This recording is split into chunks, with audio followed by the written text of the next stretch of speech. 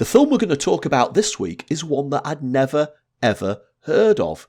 But as soon as it popped up on Amazon Prime, I was hooked in immediately, and my wife and I watched it. We thoroughly enjoyed it, and I know, Pascal, that you both watched it as well, and you both thoroughly enjoyed it. But as I say, until it popped up in Amazon Prime, I'd never heard of it before, and I think that is interesting from a marketing point of view, and that's something that we definitely need to talk about. But before we do, why not let's watch and listen to the trailer?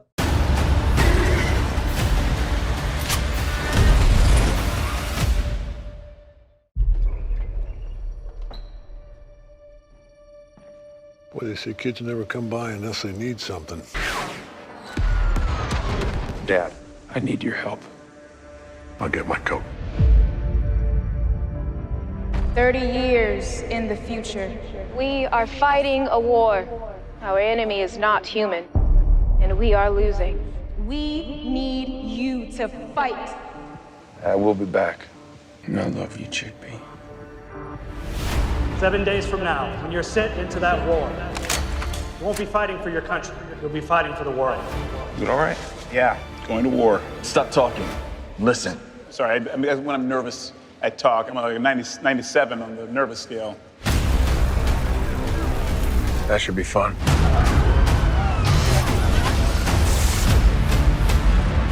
Welcome to the future.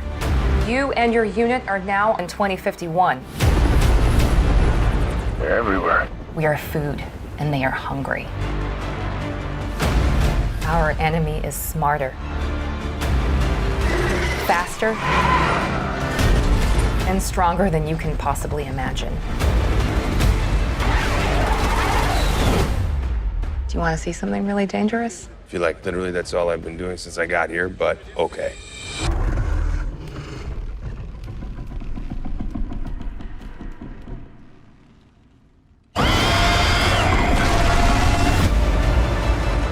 Within the next few weeks, the human species will disappear from the face of the earth. Nothing we do here matters. No, that's where you're wrong. I don't believe that one bit. Together, we can stop this war from ever happening. This is my opportunity to give this world a second chance. Second chances are really hard to come by. Light him up!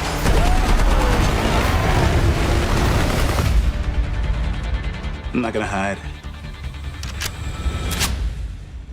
I'm gonna fight. It's not even loaded. Yeah, well, yeah, it's not loaded. It's a pressurized cabin. Why would I load it in the cabin? The bullet goes in thing and everybody's sucked out.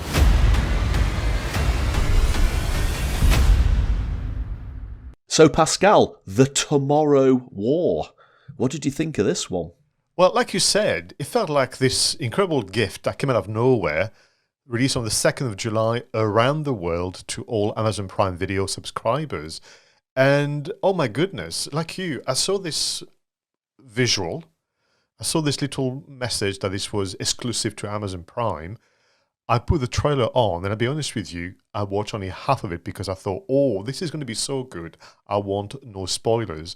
Then Denise came back from the shops probably, and I declared, I know what we're watching tonight, by the way, darling. And 2.5 hours, if not more, of adventure, sci-fi, science, excitement. And I thought, what a treat. July the 2nd, we're still going through whatever lockdown measures and restrictions. And it felt just a wonderful way to spend an evening. Yeah, it was a great film. Absolutely full of almost non-stop action. I thought it was well acted by a fairly powerful cast, actually. With Chris Pratt, Yvonne Strahovski from Handmaid's Tale. You recognise her from there. Sam Richardson, Mary Lynn, Raj Kub, and yeah, it was a time travel movie, and for once, and this absolutely blew my mind, Pascal, it was a time travel movie, but instead of people coming back from the future to try and change something that's happened in the past, it was actually people from the present going to the future to change something, which was a totally different approach, and one that I don't think I've ever seen done in a film before. But on top of that, it was a very well realised monster movie as well, and the CGI monsters in this film were really quite convincing and therefore very scary indeed. I would agree. I mean, for me, the standout moment in the film is when the monsters that we later understand called the White Spikes are revealed, when they go down the staircase in a building that's about to collapse. And the way it's revealed felt like an old classic horror movie in a way. And then from that point on, it just goes on. And although the film is over the 2.5-hour mark, it went by so quickly. And it feels to me as well that there were some scenes that have been removed because every so often the story kind of jumps on quite a bit. So I'm thinking, oh my God, is there potentially a director's cut somewhere that we're going to be able to watch? Absolutely right. Yeah, I mean, as you say, there were some noticeable jumps in the narrative, and again, it was an action film, which was edge of the seat stuff, but also there was a genuine story in the background as well, which involved the two time periods and the relationship between Chris Pratt, the father, and Yvonne Strahovski, the daughter. I can't really say much else. Otherwise, I'll blow the plot for people who haven't watched the film. But I really like the way they had that interplay between the two characters in two different time zones, which was really interesting. So what was your standout moment, Pascal? So I mentioned the reveal of the monsters in the staircase. Yeah. Actually, another one, oddly, although the attack of the base, like you, I feel so nervous talking about this film because perhaps people have not seen it yet, but the one when, for the first time ever, the people in 2021 traveled into the future of 2051, and the arrival is so brutal and so well filmed that it makes you realize, oh my God, this is not a film where essentially, forgive me, the heroes are going to necessarily win. There was some sense of jeopardy in there. So the arrival into the future, the way it was realized, was also a big standout moment to me. Yeah, I mean, do you think it was too many elements in the film? We've already said there was time travel, there was the father-daughter relationship subplot, there was the origin of the aliens subplot as well, and obviously the many battles. So you had time travel, you had aliens, you had battles, and was there too much? For me, it was probably we are in 2021. We can cope as consumers complex stories. I know why you're asking the question, Roger, because we know through our research, but also the evidence, that critics have been reasonably unkind to the movie. But guess what? Viewers loved it. And this, as we'll discover in a moment, became the highest ranking streaming movie in the world. Yeah, and deservedly so. So, Pascal, there is a big problem, though, because as I've said, I knew nothing about this film until it appeared in my feed on Amazon Prime that day that we actually watched it. So that, to a certain extent, suggests that they got the marketing wrong. So what did they do? Yeah, well, interestingly, when you and I decided to go for this film, not knowing much about the marketing, but only because we love the movie, there was some trepidation, I must confess, Roger, because I thought, my God, are we going to do the research and find nothing? Because this is a movie that first was announced in November 2019 or 20, if memory serves. And then there was a pandemic. There was all sort of thing going on. And the first time people knew this movie existed, if somehow by accident you stumbled upon the trailers in April of 2021, but ultimately the announcement, was very much the 15th of June, 2 weeks before the release on Amazon Prime. People got to know about it. But when we did the research, you and I, and when we went on the official social media network, I realized, you and I, that the marketing campaign was quite significant, but somehow may have been missed. So to begin with, always pay attention, of course, you know this, to what's happening on social media, hoping that we can learn some lessons. And I will say that the use of Twitter, Facebook, and Instagram is full of great examples and lessons. So yes, they had clips from the movie, but they focused on themes like the humor side of the movie, or the action, or the science, or the sense of jeopardy and danger. They also spotlighted the characters, but they also did, and I need to do some research, very similar things that they did on the Invisible Man that we reviewed. This idea of animated the text, or the captioning of the voice, but using animation in terms of the calligraphy. They also did some static graphics on social media, focusing on the stars, on the viewing figures, because ultimately, Roger, whereby in the past movies will claim the revenue in dollars, euros, and pounds, they couldn't do that because this was for the subscribers. We already paid to watch this film, so they had to use the viewing figures, which was the first time I've seen this, and the rating, which is why they could claim that they were one of the highest ranking streaming movie in the US first, and then the rest of the world. But they did all the things. They retweeted all the reviews and reaction from the fans. If there was interviews of the stars and the filmmakers on other platforms, they were then shared on social media. There was behind the scenes clips. There were spotlights on the special effects and green screen. They also had a fun quiz where they had kids asking science questions from their kind of classroom or textbook, and the stars didn't know, for example, how many planets there were in the solar system, or they didn't know, things that most kids would know, so they were embarrassing themselves, almost like the Haribo advert of sort. And then they also had on social media a little fun game, a very simple game of a video whereby you had almost this kind of roulette type things, and you would pause the video to find your 2051 destiny. I'm glad to say that according to this game, I will save your life, Roger, in 2051 against the white spikes. Fantastic. Now, they really pulled a rabbit out of the hat with their PR stunts for this movie. Now, again, we weren't aware of this, but that doesn't mean that they weren't impressive. So all sorts of... I think they tried to build up quite a lot of hype around the alien. Now, as you said, they're called white spikes. Very, very striking design, CGI, very, very frightening. And they've created all sorts of viral spottings of white spikes in a forest near Wembley in the United Kingdom. And they even, organised like a fake live cargo transportation stunt where they're pretending to transport a white spike across from Chile and Japan and driving them through metropolitan areas. Now, obviously, they're trying to get the fans to come out and take photographs and share them on social media, but I love that approach. I thought that was really, really interesting, actually getting people to try and spot the monsters as they were being driven past.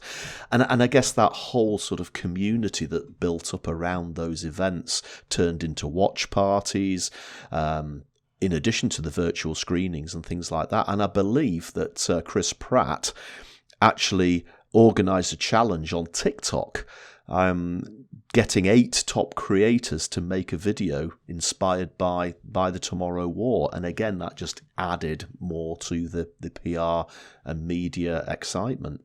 I think for me, the PR stunts are the one that I feel a little envious. Every so often when we do the marketing, film marketing, I feel, if only we'd been in Los Angeles, we'd have seen the live cargo and the containers with, kind of I think it was the tentacles of the white spikes kind of dangling and threatening, the crowd. But you're right, Chris Pratt has done a lot, and he was a executive producer on the film, so maybe he was encouraged to do so. But we've seen more and more of the stars and the filmmakers using their own social network to push out messages, but also to be an instigator.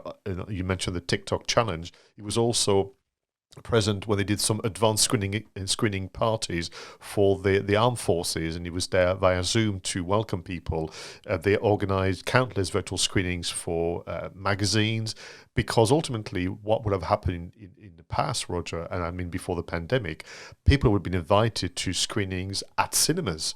But they couldn't do that, obviously, so they organised virtual screenings instead, and some of them were sponsored or in partnership with charities that were known both nationally and internationally. So I think that the PR was really, really good. I mean, the one that got my attention as part of the research, when they created 2 things, a retro game a la Space Invaders, but you were the white spike, so you were killing humans, which I thought was an interesting angle. And you could play the game, I was very rusty because when I played it, I remember playing Space Invaders and doing quite well, but I didn't do so well, much to the advantage of the humans. But the one that I was, again, a little envious, Roger, is that if you took part in a PR campaign, you could also win a survival kit. And essentially you'd be sent to Rockside with lots of things you would need, from walkie-talkies, glow sticks, blankets and more, to survive the alien invasion. I mean, love it, genius stuff as well. And it's a real shame that a lot of this passed us by in the UK, because it does seem to be extremely US focused. I don't know, did we just miss it completely, or was it a flaw in the plan? Is it a flaw in the plan? I mean, if I feel guilty to criticise the marketing team and their decisions, because we're not part of the briefing sessions and so on. But yes, it feels very US-centric. I mean, for example, another thing they did in the US was during, just before and during the release of the film, if you'd order things on Amazon, which, as we know, was the distribution, the streaming platform, you could receive boxes which were branded Tomorrow War. And people literally were ordering items on Amazon just to get a box, because fans started to collect things, So that was quite interesting. But for me, the one thing that, as I'm stepping back a bit from the enjoyment of the film and putting my marketing hat on, I will say that it feels as though certainly the marketing didn't claim its style. The calligraphy of the posters. The posters themselves, very blue, you can't quite make out what you see and so on. And it doesn't feel rushed. I think there's not a commitment to a tone of voice or something that you and I could have seen other movies done, because this could have been the next Jurassic Park, frankly, in terms of the iconography, in terms of the style, the lettering and so on. And it feels just okay. And there wasn't an official website. Yeah. Email marketing was a bit lax, and they stopped doing the social media quite quickly after the film had been released. So some massive wins, definitely. Some massive wins, some incredible creativity, and a lot of attempts to build community around some of the events that they put on. But it just seemed to then sort of, as you say, it didn't have the cohesiveness of other marketing campaigns, and it effectively fizzled out quite quickly. Yeah, if you look on social media, the last post across both the Twitter, Facebook, and Instagram is 30 July. Bang, that's it. Yeah, there's no more. And well, and people, viewers and listeners will know that this is my regular moan about no official website, because I think it's so important for a film like this one, particularly, Roger, when they are talking about making a sequel, for this to have a hub for the fans, where they can actually gather all more information. They can, ask people to post their selfies with the cargo, with the alien. They can ask people to even take part in games, send their scores, or send a picture of their 2051 Destiny predictions and that kind of things. And I think that's where maybe you and I, because we've been able to explore now over 50 film marketing campaigns, we can see and join the dots a bit more. And I'm thinking, for a movie that gave people a 2-week notice and blew our minds, really, you can't deny that this was a wonderful gift, a summer blockbuster for all the fans. But you've got to ask the question as to, are we still in a position where then they move on very quickly to the next project, which is also something that we are all guilty of as content creators, yeah? We release the latest podcast, the latest video, and we move on to the next thing. And is it still something that is to be resolved for content marketers out there?